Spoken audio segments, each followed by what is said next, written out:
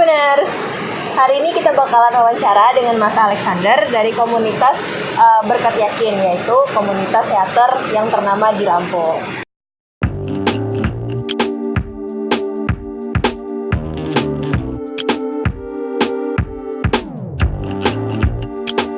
Halo Mas Alex. Halo. Mas, bisa diceritain nggak sih Mas, komunitas Berkat Yakin itu apa? Komunitas Berkat Yakin adalah komunitas independen yang salah satu komunitas independen yang ada di Bandar Lampung yang fokus kegiatannya itu bermacam-macam, tapi produk utamanya adalah teater. Ya. Jadi macam-macam produknya, ada sastra, ada pertunjukan, ada sastra macam-macam juga. Jadi anggotanya juga bermacam-macam latar belakang juga. Nah, itu yang membuat kemudian komunitas Berkat Yakin jadi sangat beragam dan cair mungkin begitu, dan sebagai komunitas ya, bukan kelompok gitu ya. Karena komunitas itu kan tempat sekian banyak unsur dan lain-lain itu untuk bertemu gitu. Terus Mas bisa diceritain nggak sih Mas, kan namanya unik banget tuh Berkat Yakin. Nah itu artinya apa Mas? Ya relatif, karena kami yang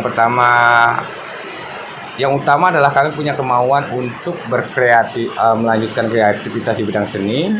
Setelah mungkin di kampus dan lain-lain, kita perlu wadah yang khusus yang bagi siapapun yang masih mau berkesenian begitu. Jadi menjadi semacam tempat untuk melanjutkan kreativitasnya, berkarya dan lain-lain. Yang kebetulan biasanya kalau nggak ada wadahnya kan jadi yang dari UKM kesenian itu mau kemana kan bingung. Nah ini salah satunya adalah mungkin Kober lah ya, komunitas Berkat Yakin yang jadi salah satu wadahnya. Jadi mewadahi mahasiswa-mahasiswa yang seni tadi itu ya Mas ya? Iya, baik yang sudah lulus maupun yang belum ya. Yang sudah lulus dari kampus maupun yang belum Mas. Kadang-kadang Kober juga beberapa anggotanya kan masih mahasiswa misalnya begitu. Gitu, oke. Terus kalau untuk jumlah pertunjukannya sendiri gitu Mas, sampai sejauh ini tuh udah berapa kali pertunjukan? Belum tahu ya, mungkin nanti paling bisa dicek di karya, tetapi mungkin sekitar 20-30 mungkin gitu pertunjukan yang sudah dibikin gitu. Karena memang nggak setiap tahun ada 2-3 pertunjukan, kadang-kadang satu pertunjukan karena ada kesibukan dan lain-lain, nggak ada program yang lain misalnya begitu. Tapi rata-rata kami mencoba secara konsisten, misalnya satu tahun itu ada 2 produksi pertunjukan gitu, 2 atau 3 pertunjukan. Kalau misalnya di total tadi 20 sampai 30 gitu ya? Ya mungkin begitu, karena kami kan baru berdiri itu sekitar 2002 sampai sekarang gitu, misalnya gitu, mungkin sekitar itu. Terus kalau misalkan pertunjukannya sendiri gitu Mas, itu biasanya di mana pertunjukannya? Kalau di Lampung, di Taman Budaya Lampung, kemudian ada di Geraha Mahasiswa Unila, kemudian atau kadang juga bisa ke kampus lain, Metro, kemudian ke misalnya Waikanan, Tanggamus, Pringsewu, kadang-kadang begitu. Jadi ada beberapa pertunjukan yang sifatnya lebih fleksibel, bisa dipindahin kemana-mana. Tetapi kadang-kadang juga memang harus di Taman Budaya kalau udah misalnya garapan ya, gitu ya. Karena produksinya besar, misalnya kalau sedikit kolosal misalnya ya di Taman Budaya. Jadi ada ruang-ruang khusus yang sesuai dengan proses yang sedang dijalani gitu. Kalau untuk pertunjukan yang paling besar gitu yang pernah diselenggarakan oleh Kober ini apa Mas? Kalau yang paling besar ya mungkin Inspektur Jenderal, mungkin itu yang maksudnya secara personil itu banyak, hampir 60-an orang. Itu untuk personilnya, dan kemudian ada Dayang Rindu juga melibatkan sekitar 50-an orang. Kayak terakhir itu Lir juga produksi besar itu sekitar 40-50 orang itu yang terlibat dalam kerja produksi teaternya gitu. Memang ya aktor dan penarinya mungkin sekitar 30-an, selebihnya ada pemusik, ada tim produksi dan tim yang lain gitu. Oke, itu tahun berapa Mas? Kalau Inspektur Jenderal itu sekitar tahun 2003 atau 2004, kemudian kemudian The Song of Dayang Rindu itu tahun 2012, itu produksinya sampai 1,5 tahun. Ya, jadi itu kolosal juga, ada tari, ada musik, ada drama, jadi campur aduk jadi satu gitu, mixing gitu. Itu dua-duanya kolosal ya? Ya, besar. Kemudian kemarin Lir itu juga dengan format yang sama gitu dalam struktur pertunjukan yang sama. Oke. Lir tahun 2018. Dari tahun 2018 gitu. Ya. Oke. Terus kalau untuk sekarang jumlah anggota tetapnya gitu berapa Mas yang aktif? Mungkin 10-15 orang ya mungkin. Itu yang sering ketemu, sering ngobrol, sering diskusi, latihan bersama atau latihan bersama misalnya begitu. Karena kan latihan itu bukan juga cuman latihan, kan kadang-kadang diskusi kan juga latihan juga. Latihan misalnya mengkaji sesuatu itu mengembangkan intelektual dan lain-lain. Kemudian ada latihan tubuh, latihan vokal, latihan berteater misalnya, itu beda lagi. Kemudian ada latihan menulis. Untuk yang sastra misalnya itu macam-macam.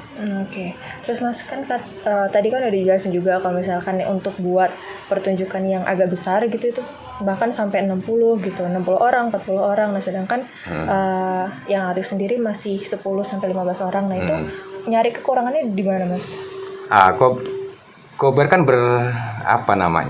tempat belajar juga untuk beberapa perguruan tinggi misalnya begitu. Ada beberapa orang yang kebetulan hubungannya baik gitu. Jadi kita misalnya nanti kerjasama dengan KMBS Unila, kerjasama nanti misalnya dengan KSS, FK Unila, kemudian ada Win Bandar Lampung, ada Umitra, ada kadang-kadang Malahayati misalnya. Itu yang Malahayati belum pernah kayaknya ya, tapi Umitra yang sudah pernah. Nah, mereka lah yang menjadi kadang-kadang kerja bareng ya. Kerja bareng di sebuah produksi gitu. Oh gitu. Jadi kekurangan orangnya bisa disiasati kayak gitu ya Mas ya? Iya. Oke. Terus kalau untuk kedepannya sendiri gitu, yang paling deket deh, itu pertunjukannya yang bakalan ditunjukin sama Kober ini apa Mas?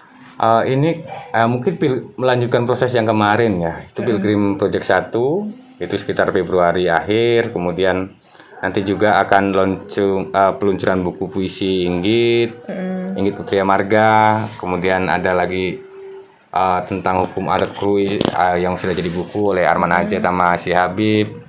Dan kemudian mungkin juga akan membuat program baru, mungkin Pilgrim Project 2 misalnya begitu. Atau nanti ada rencana juga mau bikin pertunjukan yang dalam skala yang agak besar misalnya begitu. Ya, sekarang belum fix dalam artian belum dirumusin gitu ya. Kalau si latihan rutinnya selalu ada, tapi kita mau ini proyek apa tahun ini, kadang-kadang itu yang belum final ya. Oke. Terus Mas, dari sekian banyaknya karya gitu ya, ciri khas dari Kober ini sendiri apa? Kober itu kan semangatnya kan rock and roll gitu ya. Oke. Jadi kami sangat misalnya power,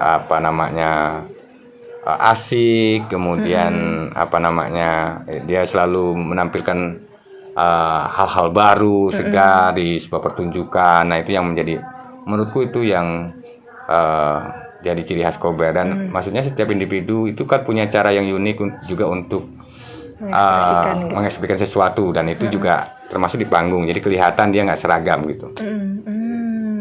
Menawarkan keseragaman dengan semangat rock and roll gitu apa gimana? Iya, tidak. Bukan keseragaman kan satu warna gitu kan, beragam gitu ya, beragam. Jadi banyak ragamnya. Kemudian rock and roll asik, anak muda banget gitu. Ya, anak muda tapi juga sangat serius gitu. Jadi kan kayak kalau di moto Kober itu kan berpikir serius, bersikap romantik, bertindak rock and roll. Oke, jadi ada 3 itu ya Mas ya. Ya. Nah, ya itu tadi Tribuners hasil wawancara kita dengan Mas Alex. Terima kasih banyak Mas atas ilmu sama-sama. Dan juga pengalamannya yang udah dibagiin ke Tribuners sekalian. Nah, Tribuners sekalian yang ada di rumah, jangan lupa untuk like, komen, dan subscribe video ini. Dan jangan lupa juga untuk tonton video-video kita selanjutnya ya. Bye-bye.